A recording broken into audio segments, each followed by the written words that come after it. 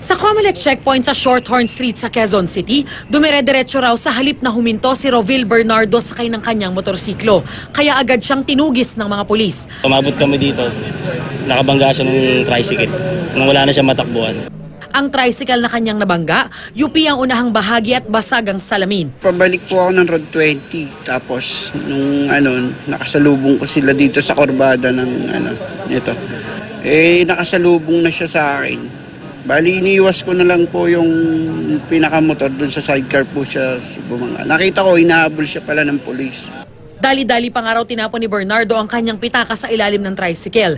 Nang abutan siya ng mga otoridad, ininspeksyon ang kanyang mga dalang gamit. Nakakuha mula sa kanya ang isang sachet ng hinihinalang shabu at ilang drug paraphernalia. Itinanggi naman ni Bernardo na sa kanya ang mga ito. Takot lang po ako sa checkpoint. Wala kasi ako lisensya eh. Patong-patong na asunto ang haharapin ni Bernardo, gaya ng paglabag sa Comprehensive Dangerous Drugs Act, reckless imprudence resulting in damage to property, disobedience to persons of authority, at driving without helmet and license. Paalala ng mga otoridad.